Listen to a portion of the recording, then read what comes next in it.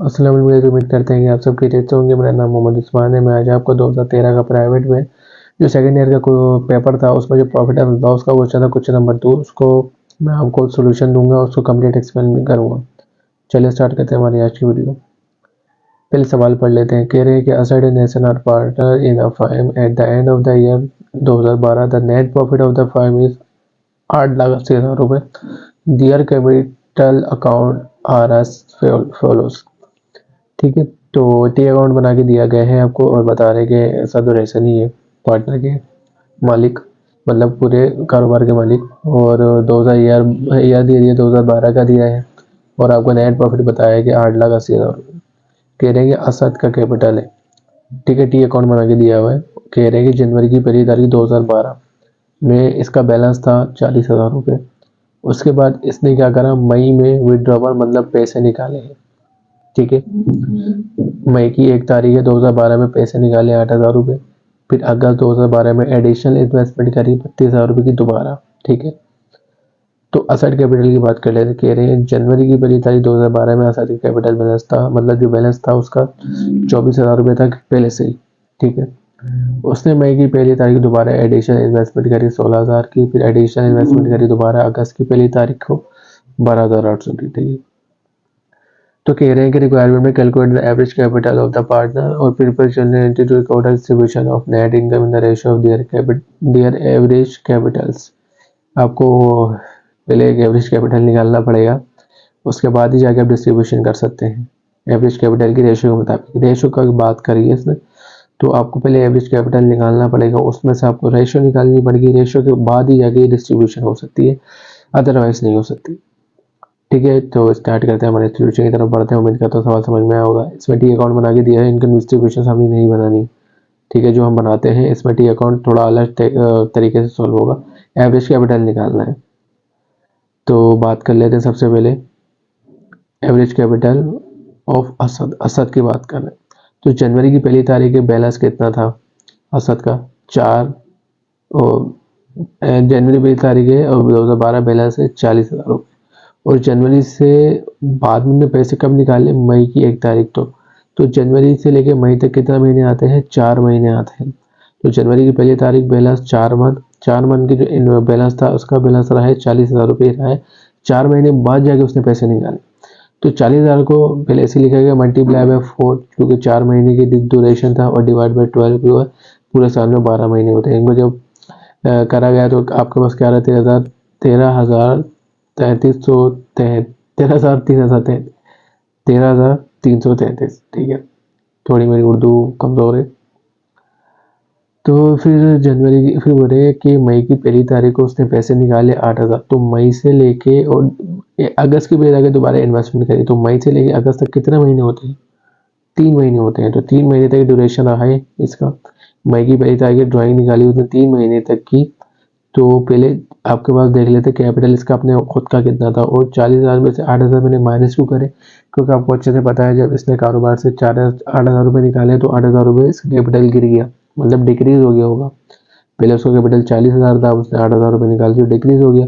तो 40,000 को 8,000 से माइनस करेंगे। अब इसका कैपिटल रेशियो कितना है? 32,000 रुपये का। तो अब इसके मुताबिक निकलेगा 32,000 को मल्टीप्लाई करेंगे 3 से डिवाइड बाई 12, तो कितना आ गया? 8,000 रुपये इसका आ गया। फिर अगस्त को दोबारा इन्वेस्टमेंट करी, एडिशनल इन्वेस्टमेंट 32,000 रुपये। तो अगस्त से लेके दिसंबर तक हम बना रहे। तो अगस्त से लेके दिसंबर तक कितने महीने होते हैं? 5 महीने होते हैं। ठीक है, तो मैंने यहाँ लिख दिया अगर अगस्त वन इन्वेस्टमेंट 5 मंथ। तो 32,000 रुपये पहले इसका खुद का कैपिटल था, और दोबारा इसने 32,000 रुपये की इन्वेस्टमेंट करी। तो 32,000 को 32,000 प्लस करेंगे, जाहिर सी बात है इन्वेस्टमेंट करी तो इसका कैपिटल बढ़ गया होगा। तो 32,000 को 32,000 प्लस करा तो ये बन गया 64,000 रुपये। तो जाहिर सी बात ड्यूरेशन कितने महीने का था? 5 महीने तक का था। अगस्त से लेकर दिसंबर तक ड्यूरेशन 5 महीने होते हैं। तो 64,000 को मल्टीप्लाई करेंगे 5 से डिवाइड बाई 12 से करेंगे, क्योंकि 12 महीने होते हैं साल में। तो उसका बन रहा है 26,667। तो इन सबको जब प्लस करेंगे तो उसका कैपिटल एवरेज निकल जाएगा 48,000 का उसका कैपिटल एवरेज निकल गया, जितने का वो मालिक है अब वो। ठीक है, पहले पहले वो उसने 40,000 का था, फिर उसने निकाले 8,000 रुपये। हमने सारे बिल्कुल कंपटीशन अच्छे से कर दिया। उसका कैपिटल एवरेज कितना बन गया? 48,000 का बन चुका है। ठीक है, ऐसे ही आपको निकालना है एहसान कैपिटल का। ठीक है। कैश एंड कैपिटल जनवरी की पहली तारीख है, बैलेंस कितना बताया गया था, बता रहे हैं कि 24,000 रुपये बैलेंस है जनवरी की पहली तारीख और मई की 1 तारीख को उसने दोबारा एडिशनल इन्वेस्टमेंट करी है। तो जनवरी से और पहली जनवरी से पहली मई तक कितना महीने मंथ का ड्यूरेशन आता है, 4 मंथ का ड्यूरेशन आता है। ठीक है, तो बैलेंस आ जाएगा 4 मंथ, 24,000 रुपये लिखा, 24,000 को मल्टीप्लाई करा 4 से, 4 मंथ का ड्यूरेशन था और डिवाइड बाय टोटल महीने के साथ, साल में कितने महीने होते हैं 12, इन सबको कराया तो कितना आ गया इसका 8,000 रुपये। उसके बाद कह रहे हैं कि मई की पहली तारीख को उसने इन्वेस्टमेंट करी है दोबारा कितनी 16,000 रुपये की, और मई से लेकर अगस्त तक का दोबारा इन्वेस्टमेंट करी, तो मई से लेकर अगस्त तक ड्यूरेशन कितना महीने का होता है, 3 महीने का होता है। तो 24,000 में पहले इसका कैपिटल था 24,000 रुपये, उसने दोबारा 16,000 रुपये की इन्वेस्टमेंट करी तो इसका कैपिटल बढ़ गया, 24,000 में से 16,000 प्लस कर कितना बन गया 40,000 रुपये। तो 40,000 का निकालेंगे, अब 3 महीने का ड्यूरेशन था, 40,000 multiply by 3 divide by total आ जाएगा मंथ से, तो इसका कैपिटल कितना निकल गया 10,000 रुपये। ठीक है, तो दोबारा ने अगस्त से लेके अगस्त में दोबारा इन्वेस्टमेंट करी 12,800 की, अगस्त से लेकर दिसंबर तक हम बना रहे हैं, तो अगस्त से लेकर दिसंबर तक कितने महीने का गैप आता है, 5 महीने का गैप आता है। ठीक है, तो अब ये 40,000 का माइनस मारेंगे, पहले 24 का था, फिर 16,000 इन्वेस्ट करें 40 का बन गया, कोई ड्राइंग इसकी है नहीं, फिर 40 में 12,800 और प्लस कर देंगे, अब ये बन गया 52,800 का मालिक। तो 52,800 को मल्टीप्लाई करेंगे, ड्यूरेशन मंथ जो था 5, क्योंकि 5 महीने का गैप था अगस्त से लेकर दिसंबर तक, और डिवाइड बाई 12 से करेंगे तो इसकी अमाउंट कितनी आ गई 22,000 रुपये आ गई।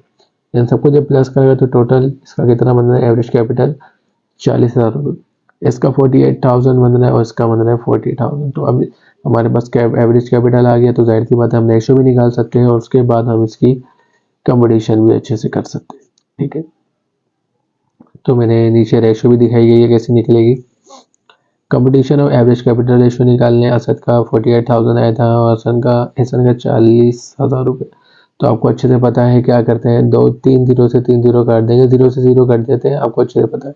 ठीक है, अब ऐसा कोई टेबल पढ़ना है जिसमें ये दोनों आते हैं। तो अब देखो 5 का टेबल में 40 आ सकता है, लेकिन 48 नहीं आएगा 5 का टेबल में। ठीक है, तो ये 2 का टेबल पढ़ते हैं। पहले 2 10 जा, पहले 2 को 20 से 2 से 20 तक पढ़ेंगे तो 40 आ जाएगा, और 2 का टेबल 2 1 जा 2 2 4 द 8, और 2 का टेबल अगर आप 24 तक पढ़ेंगे तो 48 बन जाएगा। अब यहाँ 24 आ गया और यहाँ 20 आ गया, तो दोबारा आपको काटना है। तो 2 का टेबल अगर आप 10 तक पढ़ोगे तो 20 आ जाएगा, और 2 का टेबल आप 12 तक पढ़ोगे तो कितना आ जाएगा आपके पास 24 आ जाएगा। फिर यहाँ 10 बचा और यहाँ क्या बचा आपके पास 12। फिर 2 का टेबल आप 5 तक पढ़ोगे तो 10 आ जाएगा, तो इसलिए यहाँ 5 बचा है, और 2 का टेबल आप 6 तक पढ़ोगे तो 12 आ जाएगा। तो रेशो क्या बनी 6 और 5 की, आपको अच्छे से पता, उम्मीद करता हूँ कि रेशो निकालना आपको आता होगा। तो मैंने थोड़ा बहुत एक्सप्लेन कर दिया।